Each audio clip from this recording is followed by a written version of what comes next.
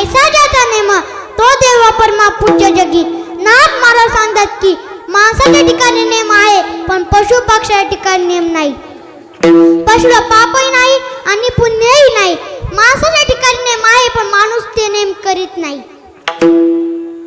नित्य नेम नामी नामी नामी नित्य नेम नामी नामी नामी दुर्लभ है. नित्य नेम नामी नामी नामी नित्य नेम नामी नामी नामी नित्य नेम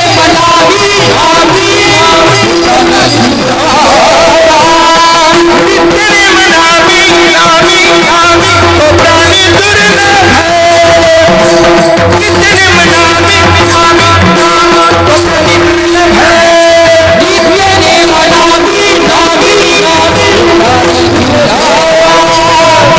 नित्य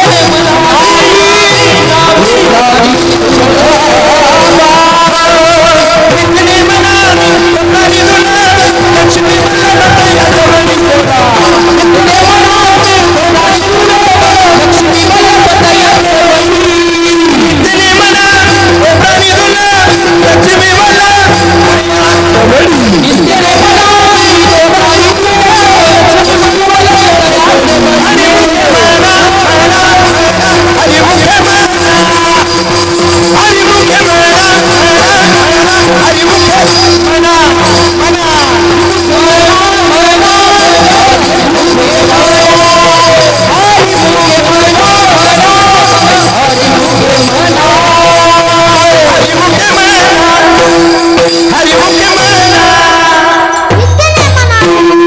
प्राणी दुर्लभ. लक्ष्मी ज्ञानेश्वर महाराज हरिपाठ सांगतात की जो नित्यनेम असतो तो देव समान असतो. पण कोणी एकादशी धरीतच नाही. जो एकादशी धरतो म्हणून एकादशी धरायच्या सर्वांनी पण कोणी आहे धरीतच नाही. एका दिवशी गावामध्ये ब्राह्मण बुवा आले एका बाईला पंचायत सांगायला. तिला म्हणले की उद्या एकादश आहे, 4 दिवसाच्या नंतर पौर्णिमा आहे. गोठ्यामध्ये एक म्हैस बांधलेली होती. त्या म्हैशीने ऐकलं आणि त्या बाईने ऐकलं पण त्या दोघींनी धरली का बरं एकादश? नाही धरली ना. मग सांगा बरं त्या माणसामध्ये त्या पशुमध्ये काय फरक? माणसाच्या ठिकाणी वाऱ्या आहेत, माणसाच्या ठिकाणी यात्रा आहेत आणि माणसाच्या ठिकाणी नेम आहेत. पण माणसं पशुच्या पलीकडे गेलेत. मी म्हणते की तुम्ही जर पशुसारखं वागले तर तुमच्याजवळ कोणी बसन का बरं? ब्रशच नाही केलं, अंघोळच नाही केलं तर बसणार का बरं? एका जनार्दने ऐसा ज्याचा नेम तो देवा परमा पूज्य जगी. पण साधू संत ते नेम पाळतात. सकाळी 4ला उठून संडासला बसतात, नंतर हातपाय धुतात, नंतर स्नान करून तुळशीला पाणी घालतात, जेवण करतात आणि मग नंतर कामाला लागतात आणि रात्री आल्या पुन्हा हरिपाठ वाचतात आणि देवाचं चिंतन करतात. यालाच म्हणतात माणूस. काही नेमाविना अन्न खाई तोची स्वान. तुम्ही पाहिलं का बरं कधी पशु खाली बसून शिकेलेली? ते उभारणी करतात ना, तशी धुतात का बरं? नाही धुत ना. मग आपण जर पशुसारखे वागले तर आपल्याजवळ कोणी बसन का बरं? अंघोळच नाही केली, ब्रशच नाही केला, शीत नाही केली तर आपल्याजवळ कोणी बसन का बरं? बाबा रे, तुम्ही जर खरंच माणसं असतात तर जसे नाथ महाराज सांगतात तसे नेम पाळा. विठ्ठला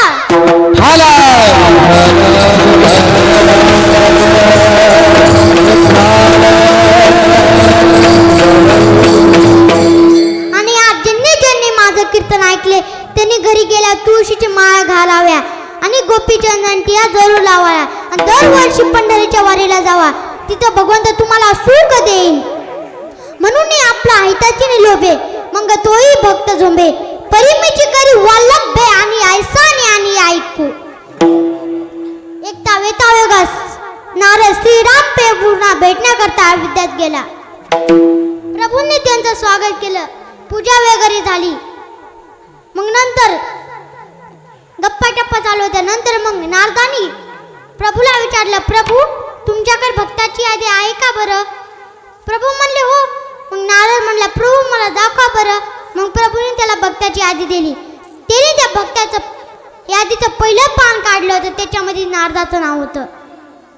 नारद खूप खुश झाला, पण त्याच्यामध्ये हनुमंताचं नाव नव्हतं. मग नारद थोडा दुःखी झाला. मग नारद म्हणजे कैचा नारद, आणि तो मला चला आपण हनुमंताची चीट काढू. मग तो गेला हनुमंताच्या घरी. हनुमंताला आवाज दिला हनुमंता म्हणून. हनुमंत काय बरं, हनुमंत बाहेर आला आणि म्हणाला काय बरं नारदा.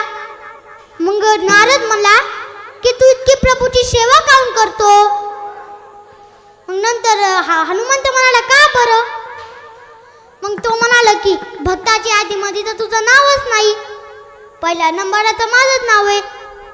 मग हनुमंत म्हणला की कदाचित प्रभूला माझी सेवा पसंत नसेल, पण मी भक्ताची यादीत येण्याकरता प्रभूची सेवा नाही करत, कारण मला आवड आहे म्हणून मी करतो. मग नारद म्हणला ते सर्व ठीक आहे रे, पण तुझं लास्ट नंबर तरी नाव पाहिजे होतं.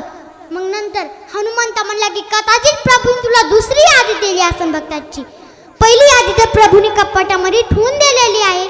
मग नारद पुन्हा प्रभूकडे गेला आणि प्रभूला म्हणला प्रभू मला तर भक्ताची पहिली यादी पाहिजे होती, तुम्ही ती दुसरी यादी दिली. मग प्रभूने त्याला भक्ताची पहिली यादी दिली. नंतर त्याने पहिली यादीचं पहिलं पान काढलं तर त्याच्यामध्ये हनुमंताचं नाव होतं. मग नारद प्रभूला म्हणला प्रभू असं भक्तामध्ये भेदभाव काऊन. प्रभू म्हणले की भक्ताच्या दोन याद्या आहेत. पहिली भक्ताची यादी त्या भक्तांना मी आवडतो, आणि दुसरी भक्ताची यादी की मला जे भक्त आवडतात. म्हणून तुकाराम महाराज म्हणतात की भक्ताच्या सहवासात देव असतो, पण कोणत्या भक्ताच्या सहवासात देव असतो बरं. तुका म्हणे जे ते वैसे भक्त राहावं. तुका म्हणे जे वैसे भक्त राहावं. तुका म्हणे जे वैसे भक्त राहावं. तुका म्हणे जे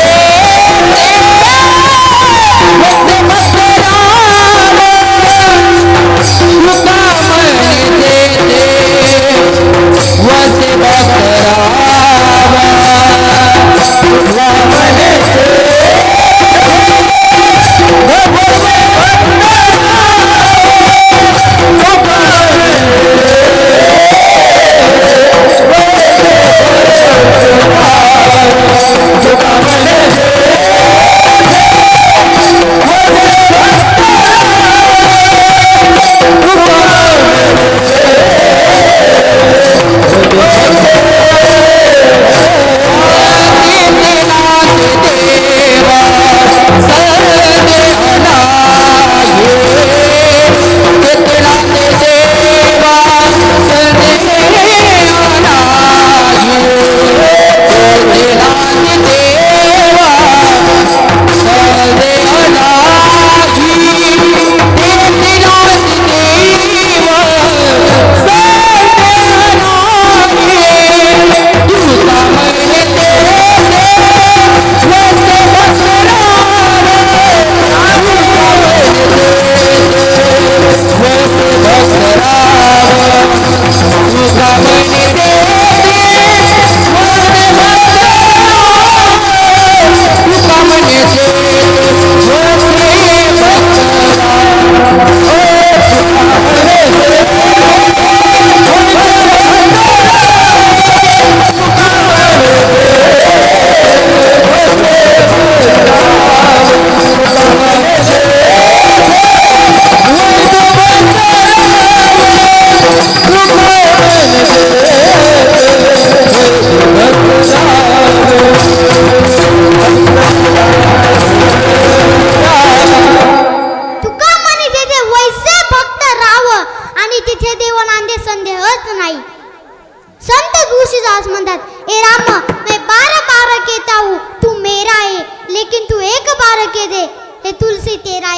म्हणजे मी पुन्हा पुन्हा म्हणतो की राम माझा आहे, परंतु तू एकदा म्हण की तुळशी तुझा आहे, मग त्या भक्ताचा उद्धार होईल. नुसतं आपण टाय कुठे ज्ञानोबा माझा ज्ञानोबा माझा म्हणण्यात काही अर्थ आहे का बरं. तो ज्ञानोबाच म्हणला पाहिजे की भक्त माझा आहे, मग त्या भक्ताचा उद्धार होईल. तुम्हाला मी एक 4 भक्ताची दृष्टांत सांगते. एका माणसाला 4 मुलं होते. मग तो बाजारात गेला आणि 4 मुलांना 4 लाडू आणले एका पातळ पिशवीमध्ये. ते मुलं खेळू लागले. मग त्यांना ते लाडू दिसले. पहिला मुलगा आला, तो रडू लागला. मग त्याच्या वडिलांनी त्याला एक लाडू काढून दिला. दुसरा आला, तो त्याने हिसकून घेतलं. तिसरा आलता, पण तो थोडा शाना होता. तो नुसतं त्या लाडूच्या आशाने पाहू लागला. आणि चौथा तर आपल्या मस्तीमध्येच होता. तुम्हाला मी सांगते, जो रडू लागला ना तो अर्थभक्त होता. जो हिसकून घेऊ लागला ना तो अर्थार्थी भक्त होता. आणि जो आलता पण नुसता लाडूच्या आशेने पाहू लागला ना तो जिज्ञासू भक्त होता. तो आपल्या मस्तीमध्ये होता, तो ज्ञानी भक्त होता. मग रामास इतर भक्तापेक्षा ज्ञानी भक्त खूप आवडते. विठ्ठला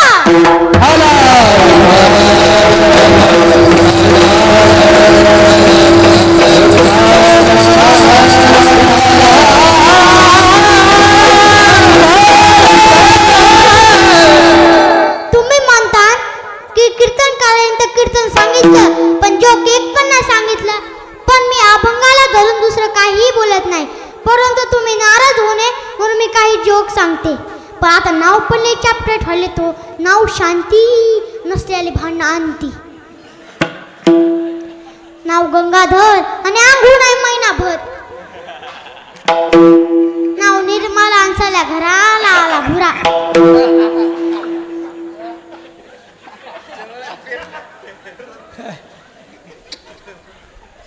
नाव शोभमान शिंदीचा गाभा. आता एका आजी माळ्या झाली नात. त्या नातीचं नाव चांगलंच व्हायचं ना, जनाबाई मुक्ताबाई कानुपात्रा. सुंदर जसं नाव ठेवायचं ना, मथारी बघायची टीव्ही. नाव काय ठेवलं? पप्पी. आता पप्पी कुठं नाव असतंय का बरं? पप्पी आजी माय गेली संबंधी सोयला कुठं? आळंदीला. दर्शन झालं. एसटी मध्ये बसायचं तर जागाच नाही. दिवस मावळ्या, रात्र झाली पण त्यांना काय जागा नाही भेटली. रात्री 6 वाजता एसटीच्या खाली कंडक्टर उतरला. माझी माई काठी तिकट त्या कंडक्टर पाशी गेली आणि कंडक्टरला म्हणाले, कंडक्टर दिवस मावळ्या, रात्र झाली पण मला काही जागा नाही भेटली. तू मला नको घेऊ पण माझी पप्पी घे. पप्पी घे. कंडक्टरला जागेवर साठ्याक आला. मग नंतर आजी माय काय थोड्या वेळाने सफरचंद घेऊन गेली. म्हणाली, आता तरी माझी पप्पी घे. तो कोमातच गेला. मग शुद्धीवर आल्या. आजी माय म्हणाली, आता तरी झोपायची वेळ आली, आता तरी माझी पप्पी घे. मग ते कंडक्टर म्हणाला, आजी माय तुमचं म्हणणं तरी काय होतं? मला एक नात आहे, तिचं नाव आहे पप्पी. मी म्हणू लागले तिला एसटी मध्ये बसून घे, असं माझं म्हणणं होतं. पहिले सांगायचं ना, 2 सुया खुपसायला गेलो असतो का मी? आता एक मला म्हणलं, कीर्तन करताना धोतर का घालतात? आम्ही का आता बरमुड्यावर कीर्तन करायचं का बरं? एक मला म्हणलं, कीर्तन करताना कंबर का बांधतात? आम्ही का आता नडलं बांधायचं का? एक म्हणलं, आपण ताटाच्या धऱ्याला पाणी काढून घालतो. ना म्हणलं त्या बसलेल्या मुंग्याला देऊनी. मग एक म्हणलं, हरी पाटात काय? ना म्हणलं त्या बापाचं चरित्र. आता हरिपाठात काय सांगा बरं? पुण्याची गणना कोणा करी? फक्त पुण्य आहे. आता 2 मित्र होते. एक होता सकाराम, एक होता तुकाराम. सकारामाला टाकलीचाच पत्ता नव्हता. तुकाराम खूप हुशार होता. तुकाराम 10वी पास झाला, 11वी पास झाला, 12वी पास झाला. आता नोकरी लागायची होती. मग सरने तुकारामाला बोलविलं आणि तुकारामाला पहिला प्रश्न विचारला की भारताचे पंतप्रधान कोण? तो म्हणला नरेंद्र मोदी. आन्सर राईट आला, झाला पास. दुसरा प्रश्न विचारला की भारत स्वातंत्र्य कधी झाला?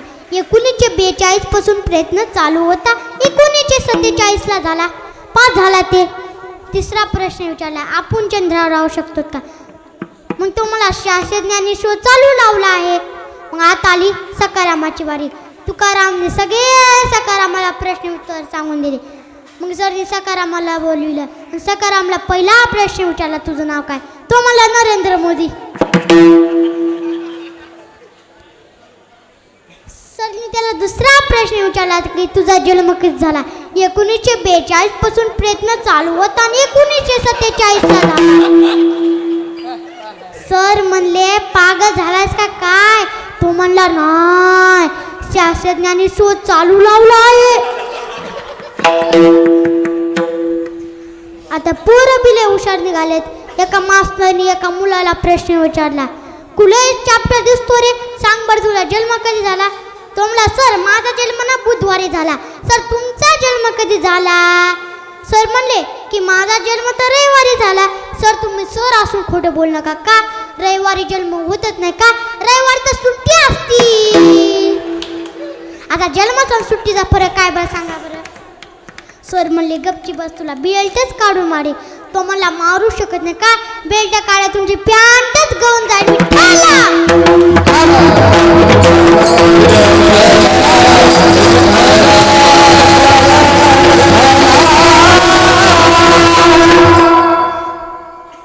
आता दुकानदाराची बायको दुकानदाराला म्हणती, नका सोडू पुढ्या. आता पेंटरची बायको पेंटरला म्हणती, थांबा तुमचं थोबाडच रंगविते. आता सुताराची बायको सुताराला म्हणती, थांबा तुमची जीवन ताशीते. आता वारकाची बायको वारकाला म्हणती, तुम्ही माझा केसानी गळा कापला. आता वकिलाची बायको वकिलाला म्हणती की थांबा तुमचा निकालच लावते. आता डॉक्टरची बायको डॉक्टरला म्हणती, थांबा तुम्हाला तपासूनच पाहते. आता शिक्षकाची बायको शिक्षकाला म्हणती, मला नका शिकू. आता मुर्दुंगचार्याची बायको मुर्दुंगचार्याला म्हणती, कोण कर नका मारू थाप. आता गायनाचार्याची बायको गायनाचार्याला म्हणती, कोण कर नका बोंबलो. आता कीर्तनकाराची बायको कीर्तनकाराला म्हणती, कीर्तनकाराची बायको कीर्तनकाराला म्हणते की माझं लग्नच जमन गेलं विठ्ठला.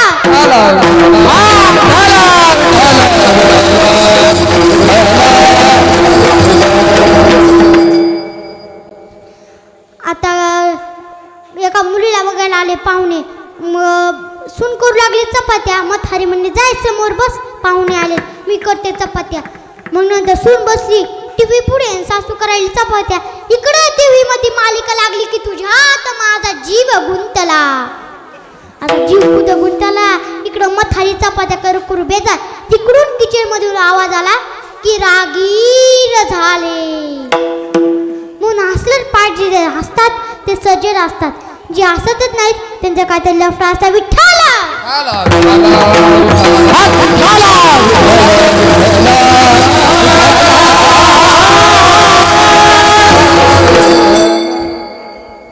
संतांचं ऐका. संतांचं ऐकलं तर भलं होईल, त्यांचं नाही ऐकलं तर परिणाम सुद्धा भोगावे लागतील. काय परिणाम आहेत ऐका. हे जरी ऐकालं तरी विसराय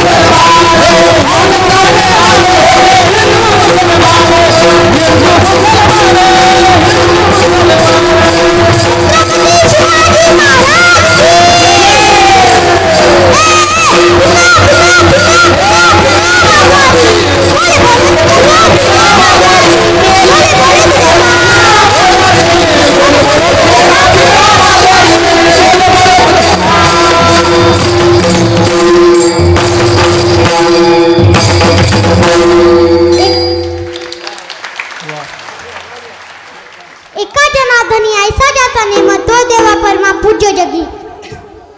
नाथ महाराज म्हणतात की माणसाच्या ठिकाणी नेम आहे पण पशु पक्षाच्या ठिकाणी नेम नाही. म्हणून नित्य नेम नामे त्रोपानी दुर्लभ लक्ष्मी वल्लभ तया जवई. जो एकादशी धरतो, सोमवार धरतो, चतुर्थी धरतो, शनिवार धरतो त्याच्या ठिकाणी देव असतो. म्हणून नित्य नेम करायचा. नाथ महाराज म्हणतात की जो नित्यनेम करतो तो देव समान असतो. म्हणून नित्यनेम करायचा. माझे गुरुवर्य हरिभक्त पारायण माऊली महाराज मधने वारकरी शिक्षण संस्था मंठा यांच्या कृपेने व आशीर्वादाने तसेच माझ्या आई वडिलांच्या आशीर्वादाने आजी आजोबाच्या आशीर्वादाने मी सांगण्याचा प्रयत्न करीत आहे.